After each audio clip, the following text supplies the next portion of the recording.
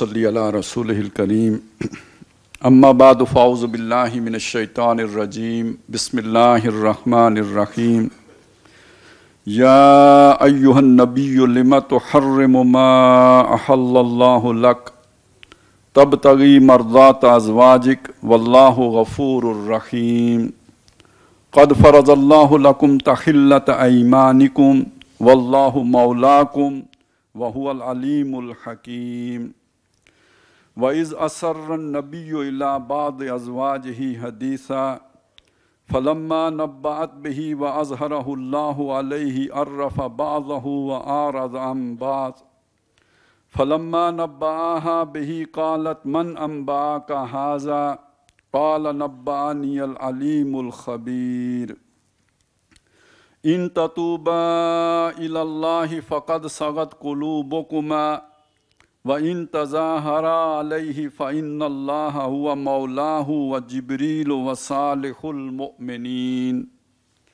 والملائکۃ بعد ذلک ظہیر صدق اللہ العظیم رب اشرح لی صدری ویسر لی امری واحلل عقدۃ من لسانی یفقہوا قولی اللہم الہمنا رشدنا وعیذنا من شرور انفسنا اللہم ارنا الحق حقا وارزقنا اتباعہ وارنا الباطل باطلا وارزقنا اجتنابہ اللہم وفقنا لما تحب وترضى آمین یا رب العالمین۔ آج ہم نے سورہ تحریم کا مطالعہ شروع کرنا ہے ایک طویل وقفے کے بعد۔ ذرا دونوں پس منظر آپ کے سامنے رکھنے ہیں۔ ایک یہ کہ یہ جو منتخب نصاب ہے جس کا کہ ہم مطالعہ کر رہے ہیں، یہ بانی تنظیم اسلامی اور صدر انجمن مؤسس انجمن خدام القرآن ڈاکٹر اسحاق احمد رحمۃ اللہ علیہ نے مرتب کیا تھا۔ اصلاً ان سے بھی پہلے یہ مولانا امین احسن اصلاحی صاحب نے اس کی بنیاد رکھی تھی، پھر اس کو ڈاکٹر صاحب نے ذرا اس میں اضافے کر کے تو اسے مرتب کیا، اور ڈاکٹر صاحب نے اسے بہت پھیلایا اپنی زندگی میں کئی مرتبہ اس کے دروس دیے ہیں۔ اور یہ منتخب نصاب جو ہے وہ سورۃ العصر پر بیس کرتا ہے، اس کا بیج کی مانند جو ہے وہ سورۃ العصر ہے، اور اس میں جو 4 نجات کی شرائط بیان ہوئی ہیں، ایمان، عمل صالح، تواصی بالحق اور تواصی بالصبر، تو یہ در حقیقت انہی 4 باتوں کی تفسیر جو خود قرآن نے کی ہے ان مقامات پر مشتمل ہے کہ قرآن مجید کے وہ مقامات جو ایمان کو ڈیفائن کرتے ہیں، قرآن مجید کے وہ مقامات جو عمل صالح کی حقیقت بیان کرتے ہیں، قرآن مجید کے وہ مقامات جو تواصی بالحق کے مباحث پر مشتمل ہیں، قرآن مجید کے وہ مقامات جن میں صبر بیان ہوا ہے، ان کو جمع کر کے انہوں نے ایک منتخب نصاب بنایا ہے۔ تو ہم اس کا مطالعہ کر رہے ہیں۔ اس کے ویسے تو یہ 4 حصے بننے چاہیے، لیکن اس کے 6 حصے ہیں۔ 4 حصے تو یہی ہو گئے، ایمان، عمل صالح، تواصی بالحق اور تواصی بالصبر۔ 2 حصے وہ ہیں جو ایک پہلے آ جاتا ہے، ایک آخر میں آتا ہے۔ جو پہلے آتا ہے وہ کچھ قرآن مجید کے 3 مزید مقامات ہیں کہ جو سورۃ العصر ہی سے متعلق ہیں، یعنی یوں سمجھے جو کچھ سورۃ العصر میں بیان ہوا وہی اسی انداز میں ایک دوسرے موضوع کو بنیاد بناتے ہوئے وہی چیزیں بیان کر دی گئیں، تو ان کو بھی ہم کو یعنی اس کو جامع اسباق کا عنوان دیا گیا ہے، اور آخر میں ایک خلاصہ ہے، اور اس کے لیے سورہ حدید کو منتخب کیا گیا، تو یہ 6 حصے بن گئے۔ ان 6 حصوں میں سے ہم پہلے 2 حصے مکمل کر چکے ہیں، اور یہ 2 حصے ہم نے مکمل کیے تھے الفوز اکیڈمی E11 میں۔ اس کے بعد کورونا آ گیا، کورونا کی وجہ سے وہاں پہ وہ پروگرام تعطل کا شکار ہوا، اور دوبارہ وہاں پہ ابھی تک وہ شروع ہونے کے آثار پیدا نہیں ہوئے، کیونکہ کورونا جو ہے وہ پوری طرح ختم نہیں ہوا۔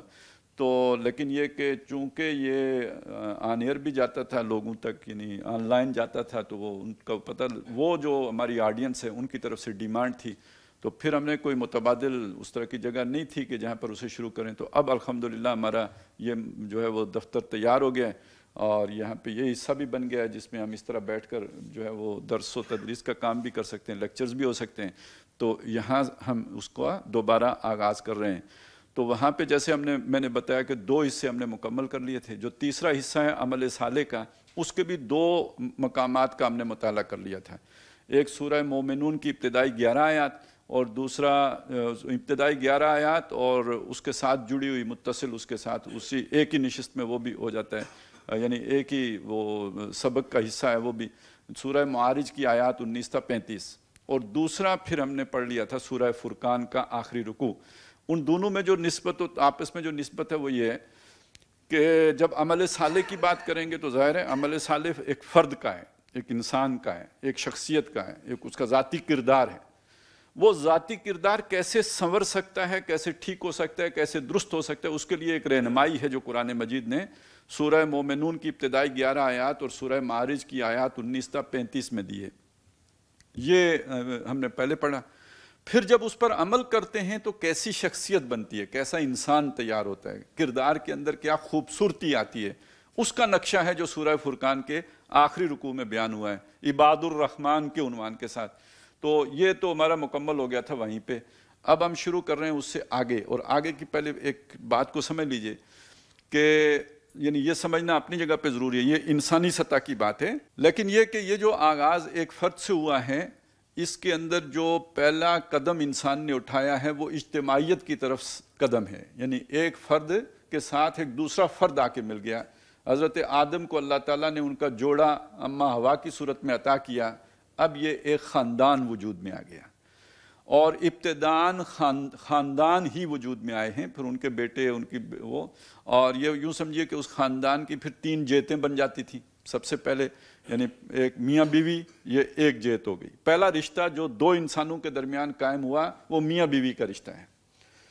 اس رشتے نے جو اگلی صورت اختیار کی وہ ماں باپ کی اور اولاد کی صورت اختیار کی. وہ اس کی ایک نئی ڈائمنشن تھی, ایک نئی جہت تھی, ایک نیا اضافہ تھا. کیا وہ جو میاں بیوی ہیں آپس میں میاں بیوی ہیں, ان کا تعلق میاں بیوی والا ہے, لیکن یہ کہ اب ان کے اندر ایک اور چیز کا اضافہ ہو گیا ہے, وہ یہ کہ یہ ماں باپ ہو گئے ہیں. یعنی پہلے ان کا ایک ہی کریکٹر تھا, میاں بیوی کا کریکٹر تھا. ایک وقت کے بعد ان کا کریکٹر بدل گیا, اب میاں بیوی بھی ہیں لیکن اس کے ساتھ وہ ماں باپ بھی ہو گئے ہیں. جب وہ ماں باپ ہو گئے ہیں تو اب وہ ان کی کوئی اولاد بھی ہے, تو یہ اولاد اور والدین ان کے درمیان ایک تعلق. اور پھر جب بہن بھائی کثرت سے ہو گئے, یعنی جب ایک بیٹا ہوا یا بیٹی ہوئی تو وہ ماں باپ تو ہو گئے, لیکن جب بکثرت بہن بھائی ہو گئے تو اب ایک اور جہت کا اضافہ ہو گیا کہ بہن بھائیوں کا بھی تو آپس میں ایک رشتہ ہے نا. یہ رشتہ اخوت جو ہے یہ بہن بھائیوں کا آپس میں رشتہ ہو گیا. تو اب رہنمائی زیادہ درکار ہے. پہلے رہنمائی درکار تھی صرف کتنی سی کہ بھائی میاں بیوی کا کریکٹر کیا ہوگا, کیا عمل صالح ہے میاں بیوی کا. اس سے آگے بڑھیں گے تو اولاد اور والدین کے درمیان عمل صالح کیا ہوگا, پھر آگے بڑھیں گے تو بہن بھائیوں کے درمیان عمل صالح کیا ہوگا. یہ ایک خاندان بن گیا. اچھا, اب اس سے انسانیت آگے بڑھی تو ایک خاندان تو دوسرا خاندان تو پھر برادریاں تو قبیلے, یہ ہوتا چلا گیا. یعنی آپ اس ارتقاء کو ذہن میں رکھیں کہ جس کا کوئی انکار نہیں کر سکتا, نہ مومن نہ کافر. یہ تو ہوا ہی ہے, ایک آدمی سے ایک سفر کا آغاز ہوا, پہلے خاندان وجود میں آیا, اس خاندان کی 3 جہتیں ہیں, میاں بیوی والی, والدین اور اولاد والی, اور بہن بھائیوں والی. یہ خاندان کے اندر 3 جہتیں ہو گئیں. پھر اس کے بعد ایک نیا سٹیپ یا نئی پوڑی یا نیا درجہ جو آیا ہے وہ یہ 2 خاندانوں کا آپس میں تعلق. اب یہ چچے کے بیٹے ہیں تو دوسرے چچے کے بیٹے ہیں, تو اب ان کے درمیان تعلق کیسے قائم ہوگا. یعنی وہ اب رحمی رشتے کا دائرہ اور وسیع ہو گیا. اب اس سے آگے بڑھ کے تو برادری وجود میں آ گئی. وہ جو ہمارے یہاں یہ فلانے کی آل ہے تو یہ فلانے کی آل ہے. پہلے تو وہ کزنز ہی تھے, اب آل ہو گئی. وہ جو مختلف یہ جی ٹی روڈ پہ نام آتے ہیں کاموں کے اور مرید کے. مرید کے کا کیا مطلب ہوا, یعنی یہ مرید کوئی بندہ ہوگا جس کے یعنی اس کی جو اولاد ہے وہ اس کے بیٹے اور اس کی بیٹیاں, تو یہ اس کے ہو گئے, تو یہ کاموں کے ہو گیا, اور یہ جو ہے نا وہ سادوں کے ہو گیا. تو اسی طرح آلیں وجود میں آنا شروع ہو گئیں. تو جو آلیں بنی تو اب 2 برادریوں کے آپس میں کیسے تعلقات ہوں گے اور کیا چیزیں ان کو آپس میں خراب کریں گی. پھر اس سے آگے بڑھتے بڑھتے پھر بات یہ پہنچی کہ اب ایک ہی شہر کے اندر کئی قبائل مل کے رہنا شروع ہو گئے. ان کے اپنے اپنے رسم و رواج ہیں. اب ان کے درمیان لڑائی نہ ہو, اور اگر ہو جائے تو طے کیسے ہو. ان کے درمیان جو ہے وہ ضابطہ اصول قوانین کیسے بنائے جائیں. ایک نیا مسئلہ کھڑا ہو گیا. اب یہاں کی سطح کا عمل صالح کوئی اور ہے. وہ کوئی میثاق کرنا پڑے گا, کوئی عمرانی معاہدہ کرنا پڑے گا, کوئی سوشل کانٹریکٹ ہوگا جس کے تحت مختلف برادریاں کسی ایک ہی شہر کے اندر رہیں گی. یہ جو میں آپ کو بتا رہا ہوں یہ اسی رستے سے انسان نے سفر کیا ہے. سب سے پہلے خاندان, خاندان کے بعد معاشرہ, معاشرے کے بعد یہ جو مختلف قبائل کی بنیاد پر ایک شہر, پھر اس شہر کی ایک اسے کہتے ہیں جو سٹی گورنمنٹ، ایک ہوتی ہے آپ کی ریاست کی گورنمنٹ، ایک ہوتی ہے شہر کی گورنمنٹ جو ہوتی تھی، اب اس طرح کی کوئی چیز باقی نہیں رہی ہے. یہ جس دور میں سقراط تھا یا ارسطو لوگ تھے، یہ اس دور میں بھی انسان یہیں پہنچا تھا، اور اسی پر جو ہے وہ ساری ان کے کلام کی سطح تھی. اس کے بعد پھر آگے جا کر ریاستیں وجود میں آئیں، ایمپائرز بنی ہیں. رومن ایمپائر ہے، ادھر جناب آپ کی ایرانین ایمپائر ہے، پھر بعد میں مسلم ایمپائر وجود میں آ گئے. اس سے پہلے حضرت سلیمان علیہ السلام، حضرت داؤد علیہ السلام کی حکومتیں تھیں. تو یہ چیز بہت بعد میں جا کے آئی ہے. آدم علیہ السلام سے جس سفر کا آغاز شروع ہوا، انسان نے جس اجتماعی سفر کا آغاز کیا، وہ خاندان، معاشرہ، سٹی سٹیٹ سے ہوتا ہوا اب حکومت کی سطح پر وہ منظم ہو گیا. جیسے وہ ماں باپ ہوتے تھے ایک گھر کے اندر، تو اب ایک پوری ریاست کے ماں باپ بن گئے، ریاست و ماں جیسی. اچھا، اس زمانے میں ریاست اور حکومت میں فرق کوئی نہیں تھا. وہ جو بادشاہ ہے اسی کو سمجھا جاتا تھا ریاست، اور یہ کوئی فرق نہیں روا رکھا جاتا تھا. یہ تو اسلام کے بھی ابتدائی دور میں لوگوں کو یہ فرق معلوم نہیں تھا. آپ نے اگر بادشاہ کے کسی حکم کی جو ہے وہ خلاف بات کی ہے تو اس کا مطلب ہے آپ ریاست کے باغی ہو گئے ہیں. بادشاہ ہی ریاست ہے. لیکن پھر جب سفر آگے بڑھا، آہستہ آہستہ انسان پھر اس حقیقت پہنچا کہ نہیں، حکومت علیحدہ شے ہے، ریاست علیحدہ شے ہے. یہ ساری انسانی عقل ہے، یہ انسانی سمجھ ہے جو آگے بڑھ رہی ہے. پھر اب اس کی انتہا کہاں پہ ہوگی؟ انتہا وہاں پہ جا کے ہوگی کہ جب پوری دنیا میں ایک حکومت قائم ہو جائے گی. وَإِذْ قَالَ رَبُّكَ لِلْمَلَائِكَةِ إِنِّي جَاعِلٌ فِي الْأَرْضِ خَلِيفَةً. تو وہ جو سفر شروع ہوا حضرت آدم علیہ السلام سے پہلے خلیفہ سے، اس کی تکمیل کب ہوگی؟ جب پورے کرۂ ارض پر تمام انسانوں کے لیے ایک حاکم بن جائے گا. حاکم نہیں، ایک خلیفہ وجود میں آ جائے گا. اور اس حیثیت میں اللہ تعالیٰ نے متعین فرمایا تھا محمد رسول اللہ صلی اللہ علیہ وسلم، وَمَا أَرْسَلْنَاكَ إِلَّا كَافَّةً لِلنَّاسِ بَشِيرًا وَنَذِيرًا. تمام انسانوں کے لیے آپ کو بشیر و نذیر بنا کے بھیجا ہے. اور وَمَا أَرْسَلْنَاكَ إِلَّا رَحْمَةً لِلْعَالَمِينَ. پورے گلوب کے لیے، عالم کے لیے آپ کو رحمت بنا کے، ساری مخلوق کے لیے رحمت بنا کے بھیجا ہے. تو حضور کے چونکہ آگے امت ہے، تو اس امت میں سے جب کوئی شخص بنے گا تو وہ حضور کے بیاف پہ بنے گا، وہ حضور کی طرف سے ہوگا. وہ جیسے ہے نا بلغوا انی ولو آیۃ. تو یہ اب سمجھ لیجئے کہ یہ ہے ایک سفر ہمارا.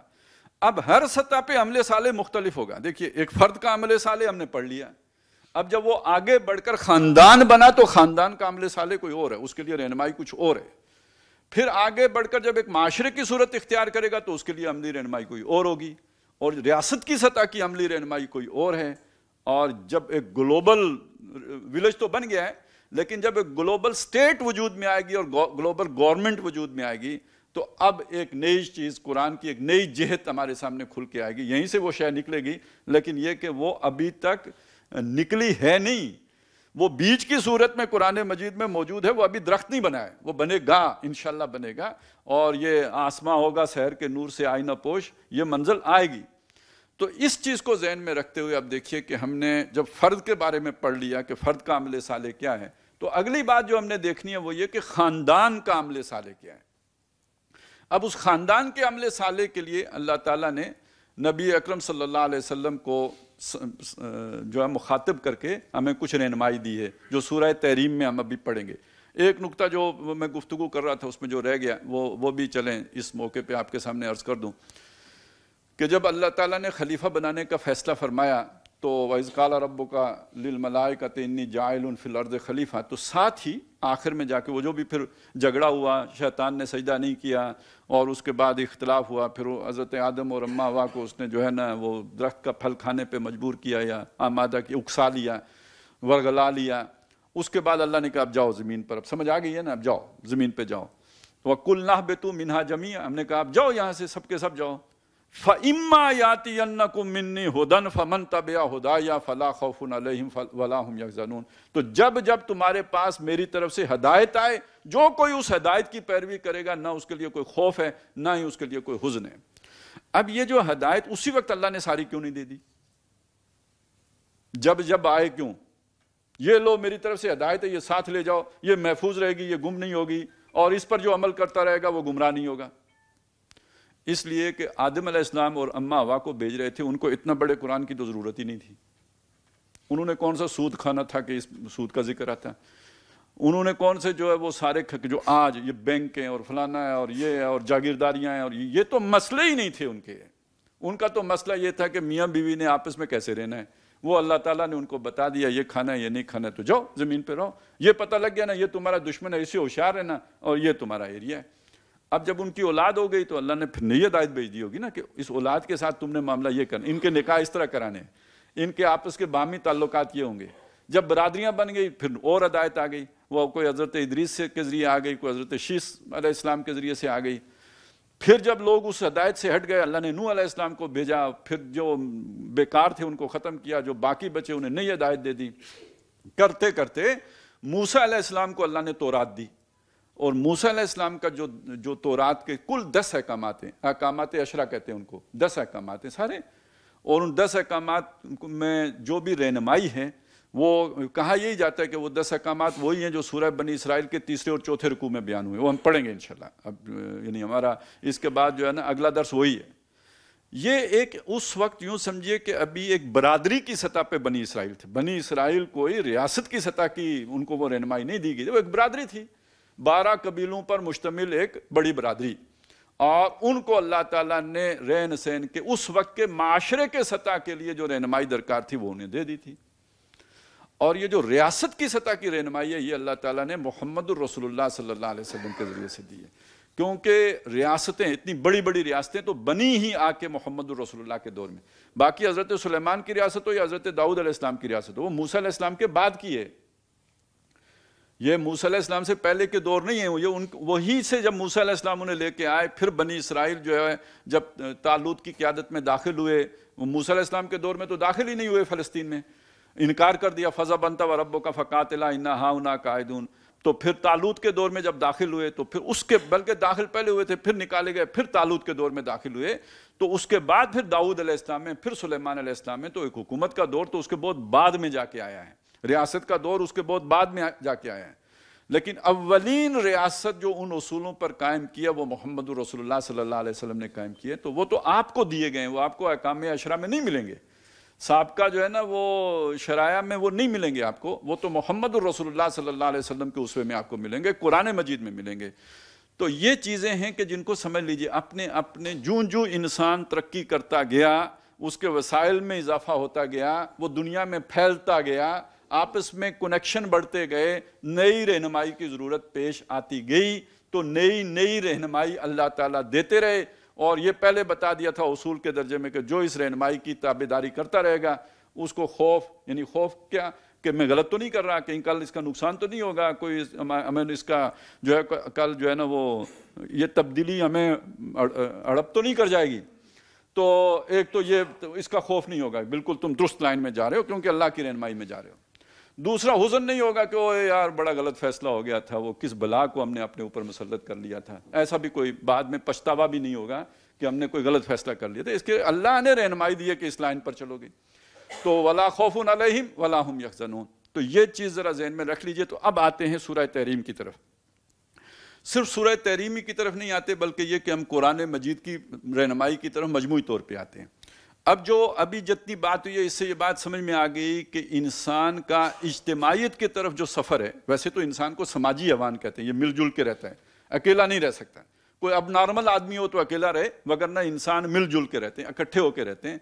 تو اجتماعیت کی طرف جو انسان کا سفر ہے اس کا آغاز مرد اور عورت کے جوڑ سے ہوتا ہے، عقد سے ہوتا ہے، ان کے رشتہ ازدواج میں منسلک ہونے سے ہوتا ہے. یہ آغاز ہے اجتماعیت کا، یہ پہلا قدم ہے. اور قرآن مجید کا مطالعہ یہ بتاتا ہے کہ اللہ تعالیٰ نے سب سے زیادہ تفصیلی رہنمائی اور بتکرار رہنمائی اور بہت ہی وضاحت کے ساتھ رہنمائی جو فرمائی ہے وہ اس اجتماعی خانے میں، اس عائلی نظام میاں بیوی کے تعلق کے بارے میں دی ہے. وجہ یہ ہے کہ یہ جو جوڑ جڑ رہا ہے، یعنی جس جوڑ میں پھر آپ نے جا کے عالمی حکومت قائم کرنی، آخری جس کا منزل وہ ہے، اس کا پہلا پتھر خاندان کا ادارہ ہے. یہ اگر غیر مستحکم رہ گیا، یہ اگر مضبوط نہ ہوا، یہ اگر اس کا جوڑ مضبوط نہ بیٹھا تو یہ تو پوری عمارت ہی کمزور کھڑی ہوگی.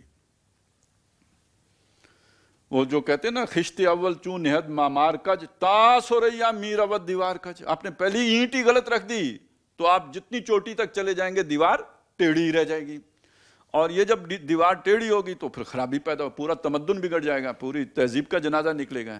اب یہاں پہ سمجھ لیجئے کہ اللہ تعالیٰ سب سے زیادہ یہ چاہتے ہیں کہ میاں بیوی کے تعلق کے اندر کوئی رکھنا نہ پیدا ہو، یہ جوڑ مضبوط بیٹھ جائے، اسی لیے اتنی تفصیلی رہنمائی دے رہے ہیں۔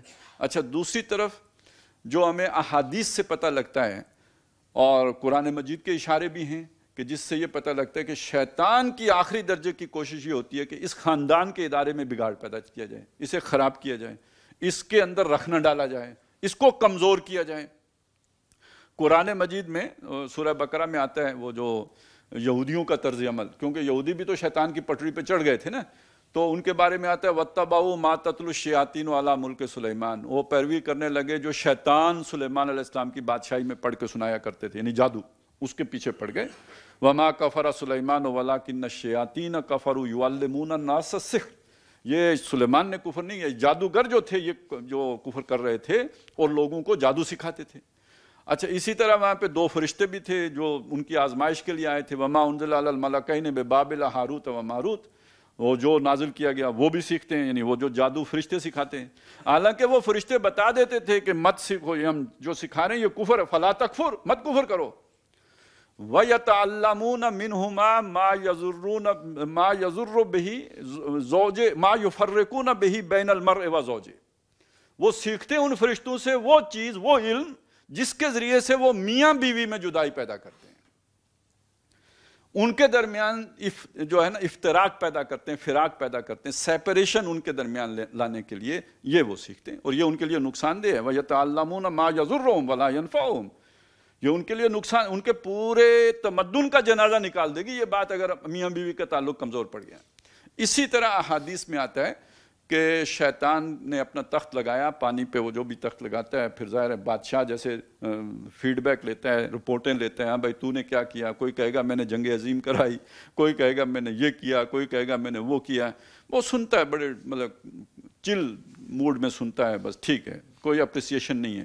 وہ ایک چھوٹا سا منا سا شیطان اٹھ کے کہتا ہے کہ میں نے میاں بیوی کے درمیان لڑائی کری، وہ اچھل پڑتا ہے تو نے کام کیا۔ تو معلوم ہوا کہ شیطان بھی جس جگہ پہ اللہ تعالیٰ سب سے زیادہ زور دے رہے ہیں کہ یہ چیز ٹھیک ہو جائے، اسی جگہ پہ شیطان سب سے زیادہ زور دے رہا ہوتا ہے کہ یہ شے خراب کرو، اس میں بگاڑ پیدا ہوا تو پھر پورا جو ہے یہ ڈھانچہ گرے گا اور یہ تمدن کا جنازہ نکلے گا، اور ریاست کا جو استحکام ہے وہ تباہی سے اور عدم استحکام سے دوچار ہوگا۔ خاندانی نظام کو برباد کرو۔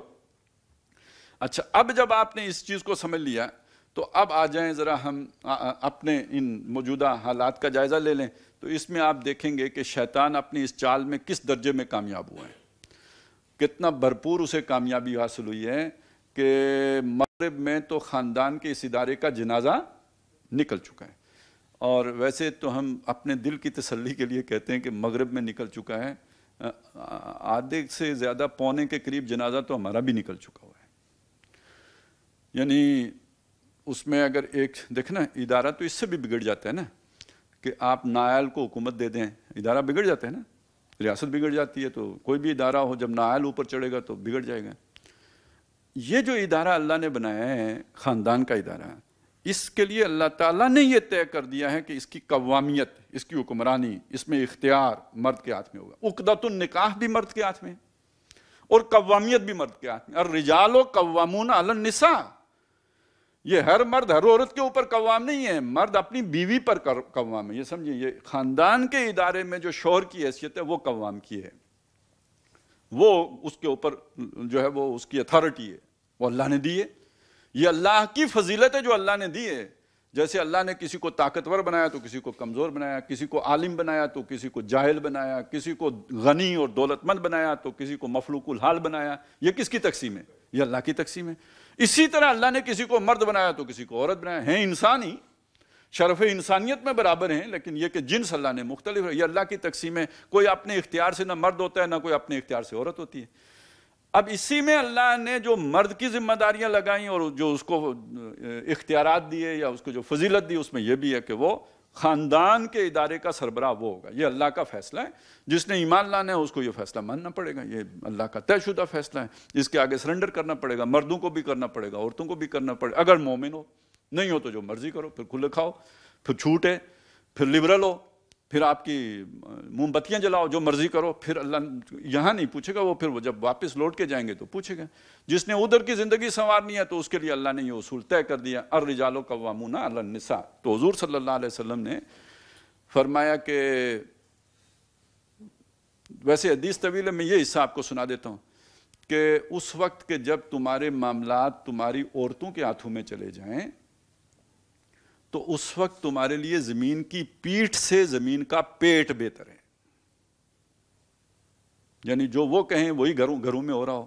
شادی کیسے کرنی ہے, بہو کہاں سے لانی ہے, رواج کون کون سے انہیں ہیں, وہ جو رسم و رواج کیا نبھانے ہیں, یہ سارے فیصلے جب آپ کے ہاتھ سے نکل کر آپ کے گھر والوں کے ہاتھ میں چلے جائیں تو یہ ادارہ تباہ ہو گیا. پھر تمہارے لیے زمین کی پیٹھ سے زمین کا پیٹ بہتر ہے. تو مغرب میں جو تباہی آئی ہے وہ اور طرح کی تباہی ہے. ہم جو اس کو, اب وہ گھسیٹنے کا لفظ بھی آج کل عام ہو گیا ہے, تو ہم جو اس خاندان کے ادارے کو گھسیٹ رہے ہیں تو یہ گھسٹ اس وجہ سے رہا ہے کہ بہرحال ہم نے بھی تو اپنے اختیار سرنڈر کر دیا نا کسی کے آگے. ہم نے بڑے بڑے ترم خان دیندار دیکھیں کہ جن کا معاملہ یہ ہوتا ہے کہ ہاں یہ شادی بیاہ کی یہ رسومات تو بہت بری ہیں, یہ جہیز کی رسم تو بہت بڑی لعنت ہے, یہ سارا مانیں گے. لیکن جب ان کے بیٹے کے نکاح کا وقت آئے گا, ان سے کہا جائے کہ بھئی اب اس پہ عمل کرنے کا وقت, وہ کہتے ہیں نہیں بات تو بالکل ٹھیک ہے پر گھر والے نہیں مانتے. تو یہ حضرت ترم خان صاحب کا گھر میں مقام, مرتبہ, حیثیت اور رتبہ ہے. تو یہ تباہی ہے, اس کو اللہ کے نبی نے تباہی فرمایا صلی اللہ علیہ وسلم. اب آ جائیں اسی چیز کو ذرا اس انداز میں دیکھ لیجئے کہ بات اتنی تباہی تک محدود نہیں ہے, بلکہ یہ کہ اب انسان تو اس طرف جا رہا ہے کہ یار یہ اس بندھن میں بندھنے کی کیا ضرورت ہے, اس کے بغیر ہی جو ہے ایک اپنا تعلق سیٹسفیکشن حاصل کر لیتے ہیں. لیو ٹوگیدر کی ایک نیا جو ہے نا وہ سلوگن آ گیا ہے, اکٹھے رہ لیتے ہیں, اکٹھے ہی رہنا ہے تو رہ لیتے ہیں, کیا فرق پڑتا ہے. تو یہ اب اس چیز کو جب آپ تباہ کر دیں گے تو اس سے پھر اجتماعیت وجود میں نہیں آئے گی, انارکی وجود میں آئے گی. ایک تو وہ جو پیدائشی فساد ہوگا اس کے اندر وہ تو ایک علیحدہ بات ہے, وہ تو روحانی معاملہ ہے. لیکن یہ کہ معاشرے کے اندر جو فساد برپا ہوگا وہ صرف روحانی معاملہ نہیں ہے, بلکہ اس کا پھر تعلق اس چیز سے ہے کہ ایک انارکی وجود میں آئے گی, پھر اجتماعیت نہیں پیدا ہو سکتی. تو شیطان اپنے آخری درجے میں اس کوشش میں ہے کہ اس خاندان کے ادارے کو مسمار کر دو, تباہ کر دو, برباد کر دو. تو اس حوالے سے گویا ہمارے لیے اس کی بڑی اہمیت ہے کہ ہم اس کے جو ہے قرآن کے کسٹوڈین ہونے کے ناطے ہم اس ادارے کے تحفظ کے وکیل بن کر, محافظ بن کر, فوجدار بن کر کھڑے ہوں, بتائیں لوگوں کو کہ یار یہ بڑی اہم ضرورت ہے. اس کے بغیر تو انسانیت تباہی کے سے دوچار ہو جائے گی, برباد ہو جائے گی اور تباہی کے گھاٹ اتر جائے گی.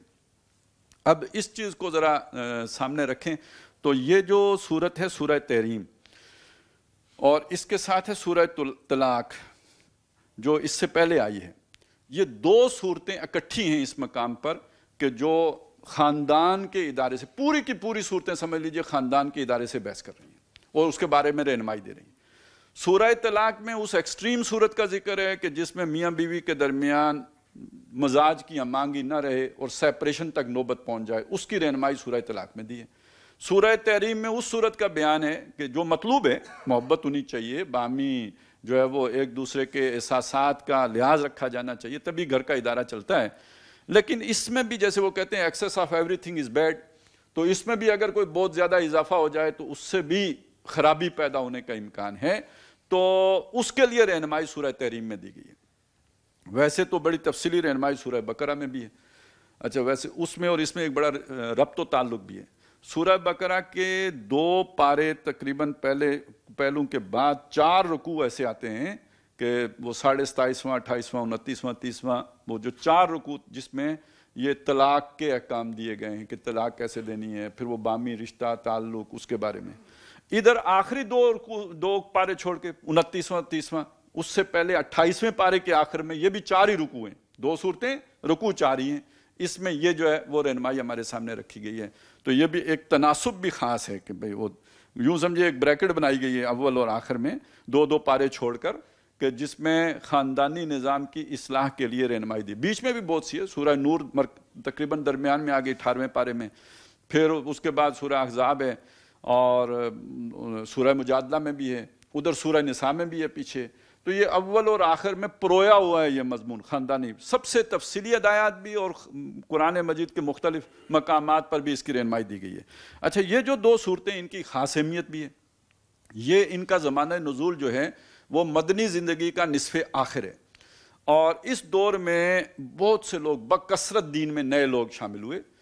وہ جو جیسے آتے ہیں نا، اذا جاء نصر اللہ والفتح ورأیت الناس یدخلون فی دین اللہ افواجا، فوج در فوج لوگ دین میں شامل ہوئے. اب جو فوج در فوج شامل ہوئے، ان کی تربیت کا وہ معیار تو نہیں تھا جو حضرت ابو بکر کی ہوئی، یا جیسے صحبت باقی صحابہ کو میسر آئی. یہ نئے شامل ہونے والوں کو ویسی صحبت تو میسر نہیں آئی، نہ ان کا وہ اس طرح کا معیار تھا. اسی لیے تو قرآن نے بتا دیا کہ قالت الاعراب آمنا قل لم تؤمنوا ولکن قولوا اسلمنا ولما يدخل الايمان في قلوبكم. تو بہت سے لوگ ایسے بھی تھے. اب اس کی وجہ سے مسلمانوں کے اندر معمولی بہت چھوٹے لیول پہ کوئی خرابیاں پیدا ہونی شروع ہو گئی تھی. وہ آپ کہیں آٹے میں نمک کے برابر خرابیاں پیدا ہونا شروع ہو گئی تھی. تو اس پر اللہ تعالیٰ نے اس وقت متنبع کر دیا. اچھا، میں اسے اگر دوسرے طرح بیان کروں تو یوں کروں گا کہ شیطان نے اس برائی کے بیج ڈالنا، بکھیرنا شروع کیے تھے، تو اللہ نے بر وقت ہوشیار کر دیا، بر وقت خبردار کر دیا، بر وقت چوکنا کر دیا. یہ جو 10 صورتیں مدنی، یہ والی جو سورہ حدید سے شروع ہو کے سورہ تحریم پہ آ کے ختم ہوتی ہیں، تو یہ سمجھیے کہ اس معاشرے میں جو بیج کی سطح کی مسلمانوں کے اندر برائی پیدا ہوئی تھی، اس کا کلا کما کرنے کے لیے اللہ تعالیٰ نے یہ 10 صورتیں اتار دی. لیکن آج صورتحال کیا ہے؟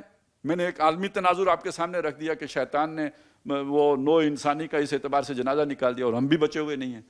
تو آج وہ برائیاں جو وہاں آٹے میں نمک سے بھی کم تھیں، آج آٹے سے بھی زیادہ ہو چکی ہوئی ہیں. لہذا اس اعتبار سے ہمارے لیے ان کا جو بڑا ایک اہم مقام اور ایک اہم حیثیت بن جاتی ہے. اور اس میں دونوں چیزیں، خیر طلاقیں بھی بہت ہو رہی ہیں، اس کی وجوہات کیا ہیں وہ ایک علیحدہ چیپٹر ہے. اس وقت ہمارا وہ موضوع نہیں ہے. ہم اس خاندان کو زیر بحث لا رہے ہیں جن میں محبت بہت بڑی ہوئی ہے، جن میں پیار بہت بڑا ہوا ہے، جن میں باہمی موافقت بہت بڑی ہوئی ہے. اور وہ بدقسمتی سے اگر اتنی بڑھ گئی ہے کہ اس کے نتیجے میں اللہ کے احکامات پس پشت پڑ رہے ہیں، تو یہ ایک اب نارمل صورتحال ہے کہ یعنی اس میں محبت تو ہونی چاہیے تھی، موافقت تو ہونی چاہیے تھی، پیار الفت ہونا چاہیے تھا، لیکن اتنا نہیں کہ اللہ کے احکام کے بھی پرواہ نہ رہے، وہ بھی پس پشت پڑ جائیں. یہ ہے کہ جس عدم توازن پر رہنمائی ہمیں اس سورہ مبارکہ میں قرآن مجید دیتا ہے. اور نبی صلی اللہ علیہ وسلم کو مخاطب کر کے اور ان کی نجی زندگی، ذاتی زندگی، پرائیویٹ لائف کے 1-2 واقعات ہمارے سامنے اللہ تعالیٰ بیان کر رہے ہیں، جو کبھی بیان کرنے کی ضرورت نہ ہوتی اگر ہماری رہنمائی پیش نظر نہ ہوتی، ہمیں سمجھانا پیش نظر نہ ہوتا. تو اس میں جو پہلی آیت ہے، اس میں حضور صلی اللہ علیہ وسلم سے خطاب ہے. اس میں ذرا تھوڑا سا محسوس بھی ہوتا ہے کہ انداز تلخ ہے. جہاں پہ انداز تلخ ہو تو اس کا ترجمہ کرتے ہوئے بھی ذرا تھوڑی سی ہچکچاہٹ آدمی محسوس کرتا ہے. تو بس ایک بات سمجھ لیجئے کہ یہ جو اللہ تعالیٰ جب اس طرح کا انداز اختیار کرتے ہیں تو سمجھانا باقیوں کو مقصود ہوتا ہے. اور ویسے بھی نبی جو ہوتے ہیں ان کی اگر کوئی بھی کمی سامنے آتی ہے یا کسی بھی درجے کی کوئی لغزش سامنے آتی ہے تو اس کے پیچھے جو موٹیو وہ کوئی شر کا موٹیو نہیں ہوتا، کوئی نفسانی خواہش کا دخل نہیں ہوتا، وہ خیر ہی کا، من جانب خیر، بھلائی کی طرف، اچھائی کی طرف ایک ذرا توازن، عدم توازن ہوتا ہے، جس پر پھر اللہ تعالیٰ بڑے زور سے متنبع کر دیتے ہیں.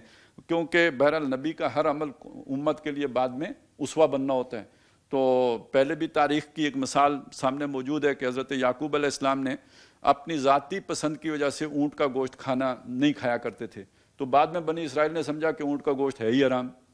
جب قرآن مجید نے اونٹ کو حرام نہیں کیا تو انہوں نے تو تانا مارا کہ یہ کیسے نبی ہیں، کہتے ہیں ہم اللہ کی طرف سے آئے ہیں، تو ہماری شریعت میں تو اونٹ کا گوشت حرام ہے، تو یہ کیوں کھاتے ہیں؟ اس پر قرآن نے کہا کہ یہ اونٹ جو ہے یہ اللہ نے حرام نہیں کیا، یہ حضرت یعقوب نے، اسرائیل نے اپنے اوپر خود ہی روک لیا تھا. تم ذرا تورات لے کے آؤ نا اگر تم سچے ہو تو فاتو بے توراتین ان کنتم صادقین، تورات کا کوئی حکم لے کے آؤ نا، تو وہ تو تھا نہیں، اللہ نے تو اس کو حرام نہیں کیا. تو اس طرح کے پھر اب بعد میں تو کوئی شریعت آنی نہیں تھی، کوئی کتاب آنی نہیں تھی، تو پھر کوئی اگر معاملہ اس طرح کا ہو جاتا تو کون اسے ٹھیک کرے گا. تو اس لیے اللہ تعالیٰ نے نبی صلی اللہ علیہ وسلم کے ان واقعات پر انہیں متنبع کر کے ہمارے لیے رہنمائی کا ایک سامان کیا ہے. فرمایا یا ایھا النبی، اے نبی صلی اللہ علیہ وسلم، لما تحرم ما احل اللہ لک، آپ کیوں حرام کرتے ہیں اپنے اوپر اس شے کو جو اللہ نے آپ کے لیے حلال کی ہے.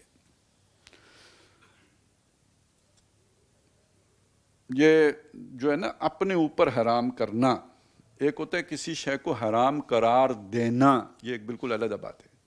حرام قرار دینے کا مطلب یہ ہے کہ یہ شے حرام ہے، یہ اختیار اللہ کا ہے کہ کسی شے کو حلال کرے یا حرام کرے.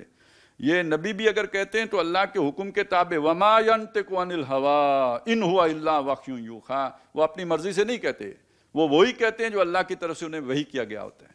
یہ حرام اور حلال کا اختیار جس کے پاس ہے وہ رب ہے، اور رب صرف اللہ ہے، لہذا حلت و حرمت کا اختیار تو صرف اللہ کے پاس ہے.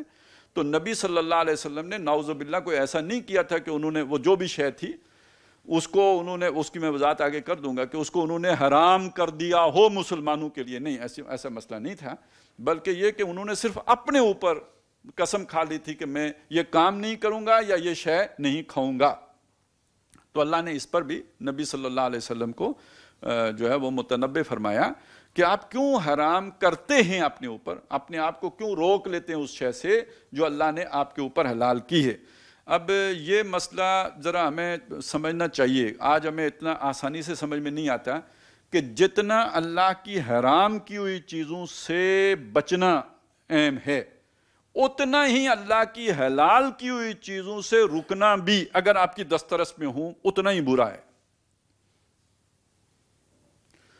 ہمارے تو تصورات نیکی کے بالکل تلپٹ ہو گئے نا. ان تصورات میں یہ ہے کہ جی وہ بس آپ نے روٹیاں ساری زندگی 2-2.5 روٹیاں ہی کھانی ہیں، پتہ نہیں 4 نوالے کھانے ہیں روز کے، کیا کوئی ایک نصاب ہے بھائی 5واں کس نے حرام کیا ہے؟ کوئی بعد میں بزرگ پیدا ہوئے ہیں جنہوں نے حرام کیا ہے، تو حرام کرنا تو اللہ کا کام ہے، یہ کس نے حرام کر دیا ہے؟ آپ نے پھٹے پرانے کپڑے پہننے، ٹاکیاں لگی ہوئی ہیں اس کے اوپر، اور پھر یہ کہ اور بھی زیادہ نیک آپ تب ہوں گے جتنے زیادہ میلے کچیلے ہوں گے، اور جس کے اوپر جتنی میل چڑھی ہوگی اتنے اس کے درجے بلند ہوں گے. یہ سارے تصورات ہیں نا. اسی کی تو نفی کی ہے قرآن نے کہ یہ اللہ کی زینت کو کس نے حرام کیا ہے. من حرم زینت اللہ، اللہ کی زینت کو کس نے حرام کیا ہے؟ جو اس نے اپنے بندوں کے لیے نکالی ہے. تو دنیا میں بھی جو بھی کافروں کو بھی ملتا ہے وہ اللہ کے بندوں کے صدقے ملتا ہے، تو تم نے اپنے اوپر کیوں حرام کر لی ہے؟ تو یہ لوگ جو اپنے اوپر شریعت سے بڑھ کر جو چیزیں لاد لیتے ہیں کہ یہ بھی نہیں کرنا اور وہ بھی نہیں کرنا اور وہ بھی نہیں، یہ انہیں معلوم ہونا چاہیے. ٹھیک ہے، جذبہ اللہ کو راضی کرنے کا ہوتا ہے، لیکن اللہ کو راضی کرنے ہی کے جذبے کے تحت پچھلوں نے جو ہے وہ راہبانیت نکال لی تھی نا. وَرَهْبَانِيَّةً ابْتَدَعُوهَا مَا كَتَبْنَا عَلَيْهِمْ، ہم نے ان پر فرض نہیں کی تھی، إِلَّا ابْتِغَاءَ رِضْوَانِ اللَّهِ، کوئی شیطان کو خوش کرنے کے لیے راہبانیت نہیں شروع کی تھی، اللہ کی رضا جوئی کے لیے راہبانیت شروع کی تھی. تو آپ اچھی نیت سے کہتے ہیں فلانا بڑا مخلص ہے، اور بھائی مخلص آدمی بھی تو غلطی کر سکتا ہے نا. تو خلوص و اخلاص کا یہ مطلب نہیں ہے کہ آپ سے غلطی نہیں ہو سکتی. خلوص و اخلاص کا یہ مطلب نہیں ہے کہ آپ غلط رخ پہ نہیں جا سکتے. آپ کا خلوص اخلاص اپنی جگہ، آپ کی نیت کا اچھا ہونا اپنی جگہ، لیکن یہ کہ آپ شریعت کے دائرے سے نکل گئے تو آپ گمراہ ہیں، جتنے مخلص ہوں بے شک ہوا کریں آپ. تو اب اس کو سمجھ لیجئے کہ صحابہ کرام کو سورہ بقرہ میں، سورہ جو ہے وہ مائدہ میں، وہاں پہ کچھ چیزیں ان کے ہاں پہلے سے حرام چلی آ رہی تھی اس شرکیہ نظام کے اندر. مطلب وہ آپ پڑھیں گے یہ بحیرہ ہے، اور یہ جو ہے نا وہ حام ہے، مختلف وہ جانور تھے جن کو وہ ان کا گوشت کھانا وہ سمجھتے تھے ٹھیک نہیں ہے. مطلب جانور کوئی اور نسل کے نہیں تھے، یہی اونٹ ہے. جس اونٹ نے 100 دفعہ جفتی کر لی ہو وہ اب مقدس ہو گیا. جس اونٹنی نے مسلسل اتنی تعداد میں 8 10 یا 12 جو بھی ہے اتنی تعداد میں مادہ بچے دیے ہوں، اب وہ بھی پیرنی ہو گئی ہے، اب اس کو بھی آپ ہاتھ نہیں لگا سکتے. وہ اس کا گوشت کھائیں گے تو بڑا غلط ہو جائے گا کام. یہ تو اتنی مبارک اونٹنی تھی، اس کا گوشت آپ نے کھا لیا، یہ تو بڑا حرام کام کیا آپ نے. یہ جیسے ہمارے ہاں ہندوؤں کے ہاں اس طرح کی چیزیں ہیں، تو یہ ساری وہاں عرب میں بھی تھی. شرک ان کا بھی ایسا ہی تھا. اس پر ظاہر ہے صدیوں سے چلی آ رہی ایک روایت ہے، تو اس چیز کے ساتھ ایک قرات بھی ہو جاتی ہے. جیسے ہمیں خنزیر اس لیے اتنا برا نہیں لگتا کہ اللہ نے حرام کیا، اللہ نے تو شراب بھی حرام کیا، اللہ نے تو سود بھی حرام کیا ہے. وہ خنزیر سے بڑا حرام ہے سود، وہ ہم ہنیم مریا کھا لیتے ہیں، سود نہیں کھاتے اور خنزیر نہیں کھاتے، تو اس لیے کہ ہمیں اس کے ایک فطری قرات ہو گئی ہے، کیونکہ وہ ہمارے لاشعور میں آ کے وہ قرات بیٹھ گئی ہے. تو اب وہ قرات کسی طرح نکل جائے تو اللہ کا حکم تو ہمیں نہیں روکے گا کہ نہ کھاؤ، مطلب ہم تو اس پہ اور کام کر لیتے تو یہ بھی کر لیں گے. تو اس طرح کی کراہت ان کے دلوں میں ان جانوروں کی آ چکی ہوئی تھی، تو وہ گوشت نہیں کھاتے تھے. تو اللہ تعالیٰ انہیں کہتے ہیں کیا ہو گیا تمہیں، کیوں نہیں کھاتے ہو؟ یا ایھا الذین آمنوا کلوا مما فی الارض حلالا طیبا، کھاؤ جو حلال اور طیب ہے زمین کے اوپر. یہ سورہ بقرہ میں کہا ہے. پھر سمجھا کے جب انہیں کہتے ہیں یار ما انزل اللہ کی اتباع کرو، قالوا بل الفینا علیہم آباءنا، وہ کہا نہیں ہم تو اس کی اتباع کریں گے جس پر ہم نے اپنے آباء کو پایا. اس کو آگے جا کے پھر کہا یا ایھا الذین آمنوا کلوا من طیبات ما رزقناکم، یہ جو ہم نے تمہیں پاکیزہ چیزیں دی ہیں ان میں سے کھاؤ، ان کنتم ایاہ تعبدون، اگر اس کی عبادت کرتے ہو. تو عبادت کا مطلب صرف یہی نہیں ہوا کہ آپ جو ہے وہ سجدے کر رہے ہیں، اللہ کی حلال کی ہوئی چیزیں بھی کھاؤ. یہ کیوں حرام کر رکھی ہیں تم نے اپنے اوپر؟ یہ سارا پس منظر ہے. اسی میں آگے جو جا کے وہاں پہ سورہ انعام میں، سورہ مائدہ میں پھر اچھی خاصی ڈانٹ پلائی ہے، کیوں نہیں کھاتے؟ اللہ نے جو تم پر حرام کیا وہ یہ میتا اور خنزیر اور لحم اور جو مردار، یہ چیزیں اللہ نے حرام کی ہیں. اس میں بھی فمن استر غیر باغ ولا عاد فلا اثم علیہ، جو مجبور ہو جائے اس میں سے بھی کھا لے تو اس پر بھی کوئی گناہ نہیں ہے. تو کیا ہو گیا ہے یار، تم کیوں نہیں کھاتے ہو؟ یہ کون سی نیکی تم نے اختیار کر لی ہے؟ یہ سارا بیک گراؤنڈ ہے اس معاشرے میں کتنی مشکل سے اللہ تعالیٰ نے لوگوں کو حلال چیزیں کھانے پہ آمادہ کیا ہے. اب نبی صلی اللہ علیہ وسلم اگر شہد کھانا اپنے اوپر روک لیتے ہیں تو پھر اس سے دوبارہ اس طرح کی پیچیدگیاں پیدا ہونی شروع ہوتی ہیں. تو یہ کوئی نئی بات نہیں ہے جو حضور ہی سے ہو رہی ہے، یہ باقی مسلمانوں سے بھی اس سے ملتی جلتی باتیں اور اس سے زیادہ سخت لب و لہجے میں یہ باتیں ہو چکی ہیں. سمجھنے کی بات یہ ہے کہ یہ حلال و حرام کا اختیار اللہ کے پاس ہے. جتنا کسی حرام کا کھانا منع ہے، برا ہے، غلط ہے، اتنا ہی کسی حلال کو اپنے اوپر منع کر لینا، کوئی قسم کھا لینا، کوئی ضد باندھ لینا، یہ بھی اتنا ہی برا ہے، اللہ کی نظر میں برا ہے. البتہ یہ کہ بہرحال حرام کا ارتکاب زیادہ بری بات ہے، اور اس طرح کے کوئی جو بھی اس سے کمتر درجے کی شے ہوگی، یعنی بالکل برابر تو نہیں کہہ سکتے ہم، کیونکہ ایک آپ کو 100 چیزیں کھانے کی اگر اجازت ہے تو آپ ایک نہیں کھاتے اس میں سے، اور نہ کھانا ایک علیحدہ بات ہے، اس کا اعلان کر دیتے ہیں، قسم کھا لیتے ہیں، یہ وہ بری بات ہے جس سے روکا گیا ہے. اور اگلی جو بات یہاں پہ کہی گئی، تبتغی مرضات ازواجک، اپنی بیویوں کو خوش کرنے کے لیے ان کی مرضی. اب وہ جو بات میں نے کہی تھی نا کہ بھئی آپ کی حیثیت ایک حکمران کی ہے، گھر چلانے والے کی ہے، ازواج کا خیال رکھنا، ان کے جذبات کا احساس پاس رکھنا، یہ اچھی بات ہے، لیکن یہ کہ پالیسی بدل دینا ان کی خوشنودی کے لیے، یہ ہے کہ جو خاندان کے ادارے میں بگاڑ پیدا کرنے والی بات ہے. اس سے توازن بگڑ جائے گا، اس کا جو ہے نا وہ پرپس جو ہے نا خاندان کے ادارے کا وہ بے مقصد شے ہو جائے گی، اور وہ بہت ایک غلط رخ پر چل، یہ خاندان کے عمل صالح کے خلاف ہو جائے گا. اچھا، اب یہ جو بھی اس کی تفسیروں میں لوگوں نے واقعات بیان کیے ہیں وہ دو ہیں. ایک واقعہ یہ ہے جو بڑا مستند ہے، اور جس کو مطلب بخاری میں بھی مسلم میں بھی جس کا ذکر کیا گیا ہے، وہ واقعہ یہ ہے کہ حضرت زینب بنت جیش جو تھی ان کے ہاں کہیں سے شہد آیا. یہ حضور کا معمول تھا نا، روز شام کے وقت عصر کے بعد مغرب سے پہلے آپ ساری بیویوں کے ہاں ایک چکر لگا لیا کرتے تھے. اب ظاہر باریاں مقرر ہیں تو باری تو 9ویں دن آئے گی نا کسی کی، تو اس کا مطلب 8 دن اس سے ملاقات ہی نہیں، وہ بیمار ہو، کوئی مسئلہ ہو تو پھر تو یعنی اس سے کوئی رابطہ ہی نہیں ہے. تو اس چیز کو ٹھیک کرنے کے لیے آپ صلی اللہ علیہ وسلم کا ایک معمول تھا 5-7 منٹ کے لیے روزانہ ہر بیوی سے ایک ملاقات، اور اس کا وقت ہوتا تھا عصر سے لے کے گشت. یہ تھا حضور کا گشت یہ تھا، تو یہ آپ گشت فرما لیا کرتے تھے. اور اس میں ظاہر حضور کی بیویاں جو ہے متعدد ہیں، لیکن بڑی خاص حیثیت حاصل ہے اسٹیٹس کے اعتبار سے بھی، حضور کے ساتھی ہونے کے اعتبار سے بھی. جیسے حضرت ابو بکر اور حضرت عمر رضی اللہ تعالیٰ عنہما کی حیثیت ہے، تو ان کی 2 بیٹیاں حضور کے گھر ہیں، حضرت حفصہ حضرت عمر کی بیٹی ہیں، اور حضرت عائشہ حضرت ابو بکر صدیق کی بیٹی ہیں. تو ان دونوں خواتین کی باقی جو حضور کی ازواج ہیں ان کے اوپر ان کو ایک خاص مطلب ان کا ایک مقام ہے، مرتبہ ہے، حیثیت ہے۔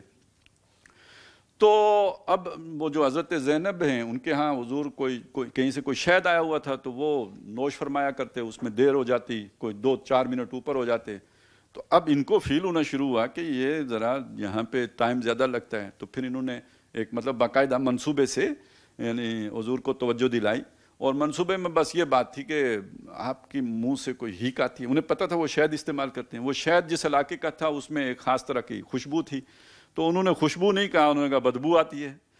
تو نبی صلی اللہ علیہ وسلم بڑے نفیس طبیعت کے آدمی تھے، تو وہ سمجھ گئے، اور پتہ لگ گیا کہ یہ کیا مسئلہ کیا ہے، تو انہوں نے قسم کھا لی کہ میں آج کے بعد شہد استعمال ہی نہیں کروں گا۔ اب ایک تو رائے یہ ہے کہ اس پر یہ آیت اتری ہے، اور یہ ایک مستند بات ہے۔ ایک اور بھی بات کی گئی ہے جو بہرحال یعنی وہ مرسل حدیثیں ہیں، وہ باقاعدہ یعنی مرفوع حدیثیں تو نہیں ہیں، ان میں یہ باتیں آئی ہیں کہ جو نبی صلی اللہ علیہ وسلم کی ایک کنیز تھی جو ماریہ قبطیہ، ویسے یہ بات سمجھ لیجئے کہ وہ حضور کی کنیز تھی، وہ خاندانی کنیز نہیں تھی، یعنی ان کو مصر کے جو بادشاہ تھا مقاوقس، جس کی طرف حضور نے اپنا خط ایلچی بھیجے تھے، وہی حضرت حاتب جن نے انہیں ایک خط وہ مکے والوں کو بھی لکھ دیا تھا، تو وہ خط لے کے گئے تھے نبی صلی اللہ علیہ وسلم کا مصر کے بادشاہ کے پاس۔ تو جیسے عیسائیوں کا عام طور پہ معمول رہا کہ انہوں نے حضور صلی اللہ علیہ وسلم کے ایلچیوں کی قدر بھی کی ہے، ان کا اعزاز بھی کیا ہے، انہوں نے چاہا بھی ہے کہ وہ ایمان لے آئیں لیکن پوری سلطنت کے سمیت، تو اس مصر کے بادشاہ نے بھی حضور کے جو سفیر تھے ان کا اکرام کیا، عزت کی، اور ایک حضور کی خدمت میں طائف بھیجے، گھوڑا بھیجا، اور ایک یہ جو 2 خواتین بھیجی، ایک تو حضور نے حضرت حسان بن ثابت کے نکاح وہ ان کے حوالے کر دی، اور دوسری یہ جو ہیں انہیں خود رکھ لیا بطور کنیز۔ تو یہ بادشاہ اس زمانے میں یہ تہذیب کا یہ حصہ تھا، لہٰذا آپ صلی اللہ علیہ وسلم نے انہیں رکھ لیا، اور یہ خاندانی عورت تھی، مطلب یہ نہیں کہ وہ اس کی بھی کنیز تھی، بلکہ انہوں نے یہ کہلا بھی بھیجا تھا کہ یہ عام کنیزیں نہیں ہیں، یہ ہم نے اپنے خاندان کی جو ہے نا خواتین آپ کو دی ہیں۔ تو ظاہر ہے مصر اور پھر وہ روم کا جو بھی وہ تھا معاملہ، تو ان کی طرف نبی صلی اللہ علیہ وسلم کی رغبت زیادہ ہو گئی، اور طبعی سی بات ہے۔ تو اس پر بھی جیسے وہ ہوتا ہے ایک کہ ہماری نسبت کسی اور کو اگر ترجیح ملے تو جیسے ایک بات ہوتی ہے، تو اس پر ایک ریئیکشن آیا باقی خواتین کی طرف سے، انہی کے بطن سے حضرت ابراہیم ہے جو چھوٹی عمر میں ہی وفات پا گئے تھے، تو جن کے بارے میں حضور صلی اللہ علیہ وسلم نے فرمایا تھا کہ اگر ابراہیم زندہ رہتا تو وہ نبی ہوتے، تو یہ تو ایک بات ہے نا، وہ لاء کے ساتھ ہی ہے۔ تو وہ ابراہیم انہی کی جو ہے نا بطن سے پیدا ہوئے تھے، ماریہ قبطیہ، قبطی یعنی وہ جو مصر میں رہنے والے لوگ ہیں۔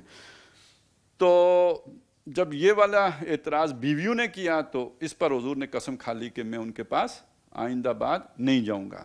تو چونکہ وہ بیوی نہیں تھی، جانا نہ جانا، وہ ویسے بیویوں کے بارے میں بھی اللہ نے حضور کو اختیار دے دیا تھا، جس کو چاہیں آپ اس سے عزل کر لیں، جس کو چاہیں آپ اسے پاس کر لیں، جس سے دور کر دیا تھا اسے پھر پاس کر لیں، حضور پر اس طرح کی کوئی پابندی، کوئی قدغن نہیں تھی۔ تو یہ تو خیر تھی بھی آپ کے پاس کنیز کی حیثیت سے، تو حضور نے قسم کھا لی۔ تو یہ بھی اللہ تعالیٰ کو پسند نہیں ہوا کہ اللہ تعالیٰ نے ایک نعمت حضور صلی اللہ علیہ وسلم کو عطا کی ہے، اور وہ اسے اپنی بیویوں کی مرضی کی خاطر جو ہے نا اس کی وہ اس سے کنارہ کش ہو جائیں یا دستکش ہو جائیں۔ تو اس لیے اللہ تعالیٰ نے اس پر پھر نبی صلی اللہ علیہ وسلم کو فرمایا کہ اپنی بیویوں کی مرضی حاصل کرنے کے لیے آپ اللہ کی حلال کی ہوئی شے کو اپنے اوپر کیوں روک کرتے ہیں، کیوں روک لیتے ہیں، کیوں اسے حرام کرتے ہیں اپنے اوپر۔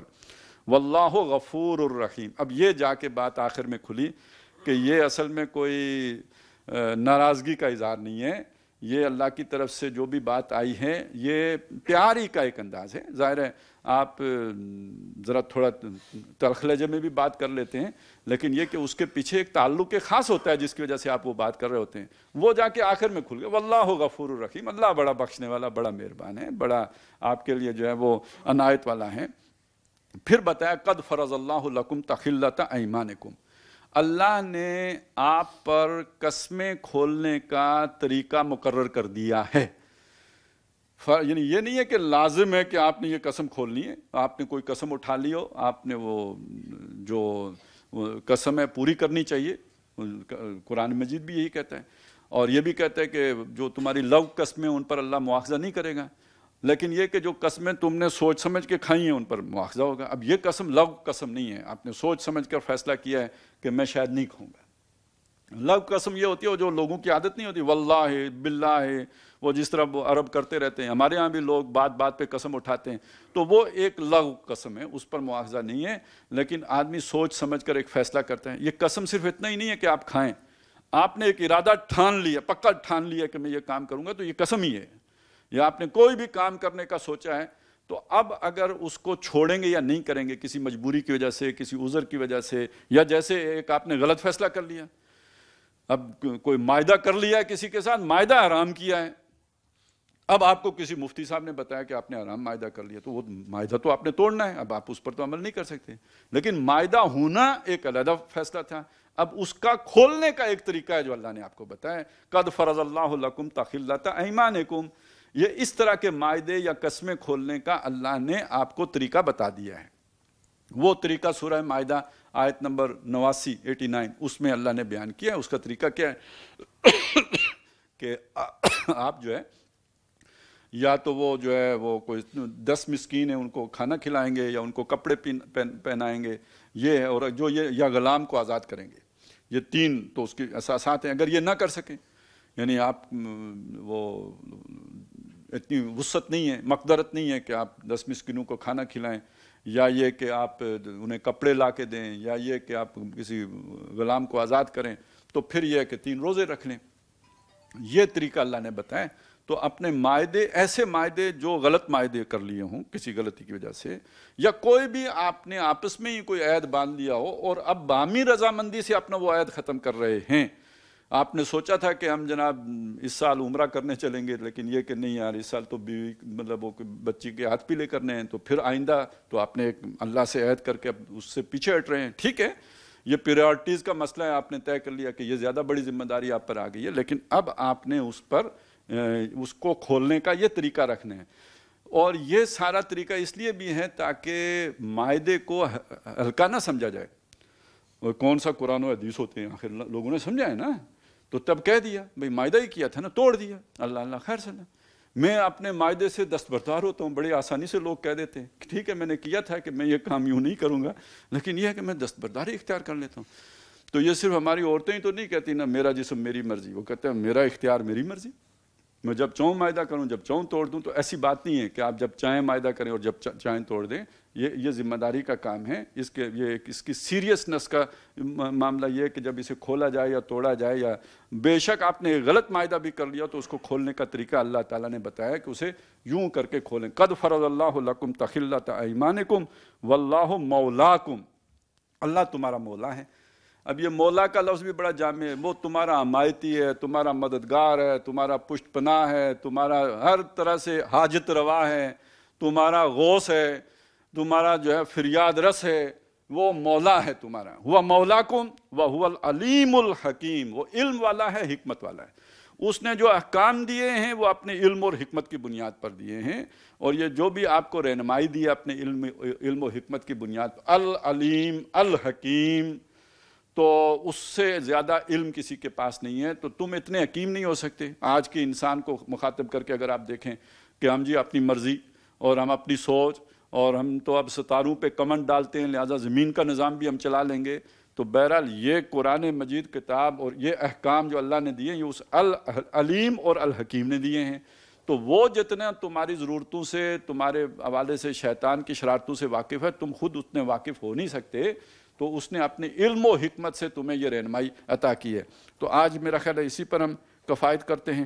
انشاءاللہ تعالی اگلی نشست میں پھر ہم آیت نمبر 3 سے آگے چلیں گے۔ بارک اللہ لی ولکم فی القرآن العظیم ونفعنی وایاکم بالآیات والذکر الحکیم۔ سبحان اللہ والحمد للہ ولا